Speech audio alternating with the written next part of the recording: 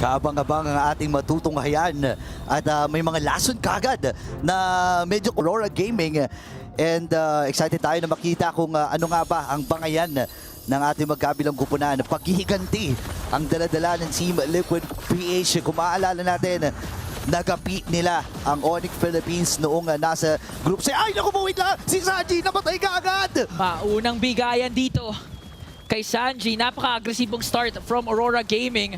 At hindi pa nga nila tinatandaan etong si JP. Napa-flicker out din naman si Apex 47. But that was a strong and aggressive start from Aurora Gaming. Wow, kakaiba ang Aurora Gaming dito sa ating nakikita. And again, Aurora Gaming, alam natin na kapag maganda ang nagiging simula nila, talagang umaabante at umaangat itong kupunan na to. Ideally para dito sa Team Liquid Philippines na dapat pagganahin nila ng early ito. Pero kasi kaharap mo dito ay isang Kimi na kung saan tatadta rin ka ng mga missiles neto. So ramdam natin na nahirapan si Sanji dun sa mga punto na yon. Kaya nga wala pang 30 seconds so biglaan na lang nabigyan si Sanji. Nabigla din talaga sila. And I agree. Mas madali ma-execute yung mid-duo dito ng Aurora Gaming. Kasi honestly, kahit magmintis itong si Rosa, ilan lang ba yung magmimintis dyan? Kahit magmintis kalahati dyan, consistent DPS, medyo may kasakitan na early on for Rosa. And ang mahirap dito kapag naka-early din ang isang Joy. Buti na lamang ay hindi pa natin nakikita yung maagang pag-aksyon. Pero ngayon may aksyon na kagad! May pagpirmang ginawa si Carlito the Great para makuha ang unang kill. Ngayon naman ay aggression ang isinasagot dito ng Aurora Gaming. First turn ay sinisimulan nila. Pero sabi ni Carlito, hindi ako aabot. Abangan ko na lang yung purple buff. Pero nakipag-abangan din si JP dito sa naging kuha.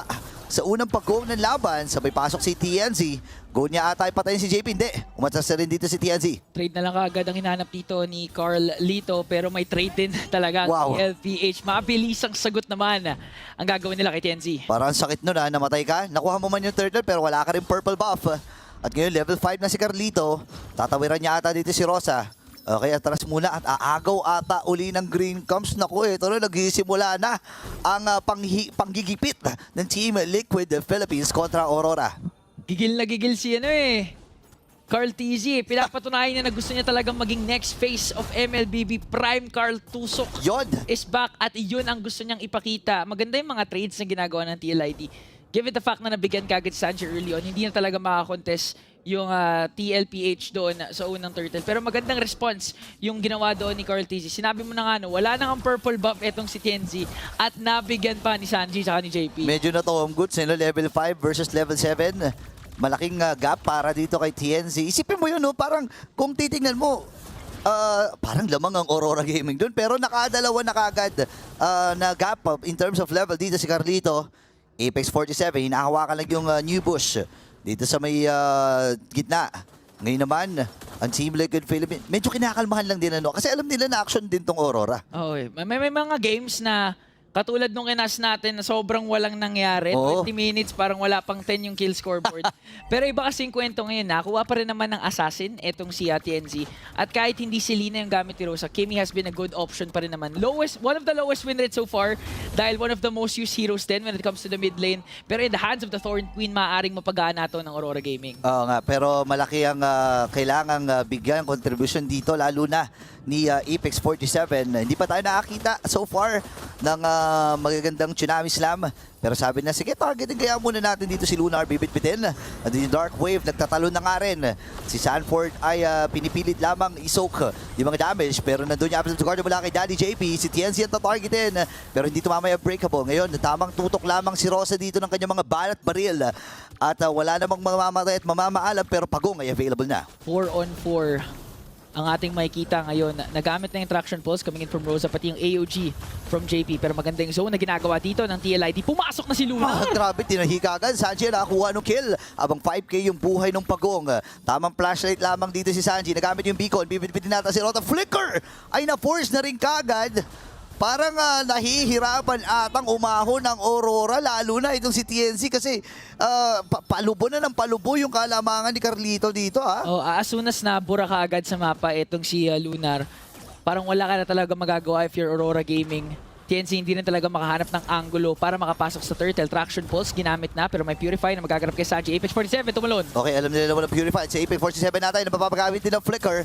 Ngayon, at si Sanford ay sumama na nga rin dito sa may bottom lane. O nga pala, 5 minuto na. At magandang pagkakataon dito sa Team Liquid na bumasag na nga ng Torres sa bandang ibaba. 2,000 na biglaan ang kalamangan ng CL. Pero name of the game pa rin for Aurora Gaming. Tandaan natin is they have a 2 marksman setup. Rosa at Sigibum. Moskov has been exceptional sa pagpapaikot ng mga laro kahit sobrang laki na ng kalamangan. Nakita tayo ng mga laro na 8K, 10K gold deficit. One clash can turn things around for Aurora Gaming. Wow, grabe. 1.1k kagad para dito kay Oheb. Kaya si Apex 47 nailista na rin para kay Kiel1. Ito, na-activate na naman yung Kiel1 na instinct niya. Ako, si Sanford medyo malalim ata. Pero namaalam din siya sa kamay ni Sanji. JP, poprotektahan lamang itong si Sanji. Pero si Oheb, tinatrabaho na yung Torres sa may bandang iba. Pasikip ng pasikip ang kamapahan dito ng Aurora Gaming habang naghahabol si Lunar. Pero hindi na rin gugo dito ang Aurora. Samantalang si Carl TC nakikipag 1v1 kay TNZ. 1v1 Retribution na nagamit. Tatawiran pa ba ni Carlito? Wala na siyang panghabol pa at ayaw na rin niya mag-extend dahil wala rin naman siyang vision sa mga miyembro dito ng Aurora Gaming. Util? Pero pwede na lang abutin to. Oy, wait lang, napabigon din si Sanji. At may pa-okay pa, no? May may mainit itong si Sanji so far. Nakita natin kanina nung entrance siya yung may hawak ng susi ng TLPH. At siya din talaga yung isa sa mga naging crucial part kung bakit ganito kalakas ang TL ngayon. TNZ na paggamit ng Retri doon dahil habol ng dalawa. Traction Pulse ginamit na pero may iwasan lang kahit yung talon ni Apex 47. Grabe, hindi makakuha ng objektiba dito ang Aurora Gaming. And tuloy-tuloy ang pagbulusok dito ng TLPH. Ngayon si Sanford na magiging target. Down to 70% ang kanyang buhay. Nagaw pa tayo yung purple buff. May apit sa Guardian. Nagamit din! Habang si Apex 47 nabitawan na rin yung kanyang ultimate. Pero si Oheb nakakuha ng kill. Si Luna na magiging next! Naglilisan at naglalagay ang TLPH. 3-man down. At naghahabol pa si Oheb dito. Gusto pa niya ata ng panibagong stock sa kanyang piercer. Pero si Sigibum, tinabaho na lang yung may bottom. Pero hindi yata mababasag yun. Hindi mababasag at mababasag pa nga ng TL yung gitna. Ang daming magandang ginawa doon ng TL. After, oy teka lang, Sanji pumasok na naman. O yan, no, yung beacon, oh my goodness. Napakahapde. Team Liquid Philippines.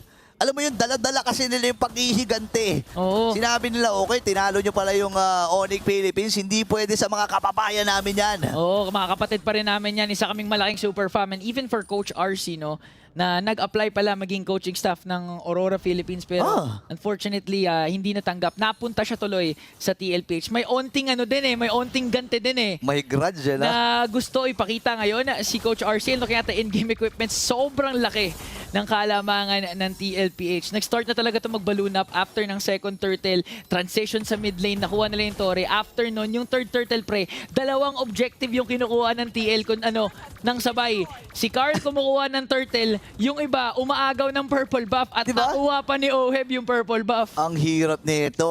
Kung titingnan natin, ito mga roamers natin. After the Guardian ay nabitawan na rin ni JP. Sabay yung curtain call from Sanford. Pero ang sakit na ng mga Delso na ata. Aray ko po! Napakasakit, Oh my napakasakit. gosh. Yan yung mga bagay na pag tinamaan ka, isang linggo mo mararamdaman eh. Bumabakat sa balat no? Bumabakat yan sa balat eh. Napakahapde. And ito yung nakakatakot. I think papunta na rin sa BOD itong si Oheb. So mas mahirap ang magiging kalagayan dito ng Aurora Gaming. Hinahanap pa rin nila yung mga magagandang setup mula kay Apex 47 galing sa kanyang Tsunami Slam. Pero ngayon, endless battle na para kay Carlito. Hindi ko alam kung saan patungo itong si Carlito. Kung damage build na Lancelot ba ito or maglalagay ng defensive yung mga Brute Force or Queen's Wings. Pero isang importante dito, Lord ay nakuha ng mabilisan ng Team Liquid na wala man lang bakas para sa Aurora na mag-contest. Wala eh. At this point, Aurora Gaming is playing for the late game.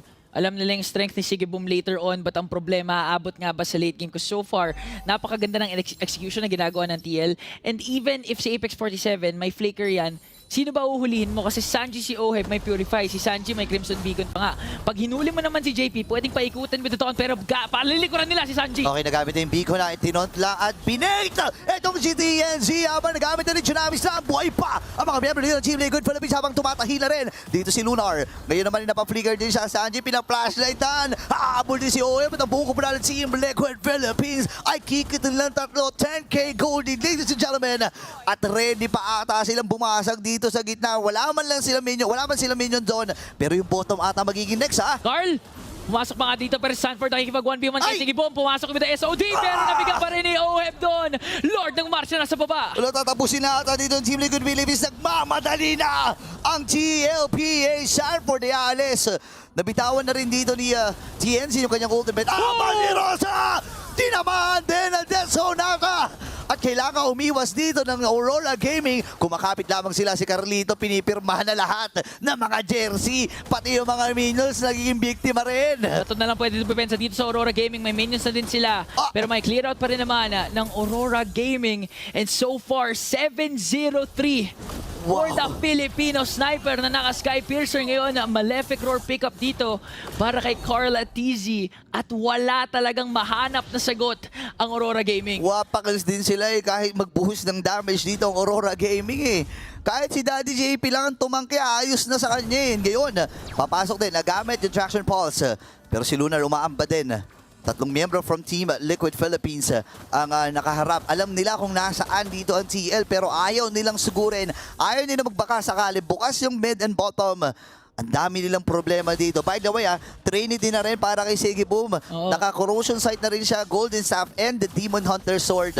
At least kahit papano may pangpunit na rin sila dito sa mga frontliners ng GL. Pero kasi pag si JP pinuruhan mo, may revitalize. May revit Kung si Sanford naman, sobrang crucial ng pagkasa niya ng Vengeance. So ayaw mo din talagang bigyan yung XP laner ng Team Liquid Philippines. So at this point, parang ang hirap mamili ng target dahil may conceal din na magaganap dito. Mas patan nila si Rosa, nakapag second skill pero naabangan ni Sanford. Ay na, critical na gamit namin sa Guardian 10! Patay kagad ng Toad Queen habang nandito na si Carlito na grade. Bibit-bitin si Apex 47 na makakatakas din pero not for long. Habang si Carlito, unti-unti nang inuubos sa mga miyembro dito ng Aurora Gaming. Meron pa sila medyo sa may bandang gitna. At si Lunar na lang ang natitira. Recons from TLPH at nagpapaulan na sila dito. Andun din yung mga balang pinapaulan ni OM. Nakadalawa pa siya bago matapos ang game number 1.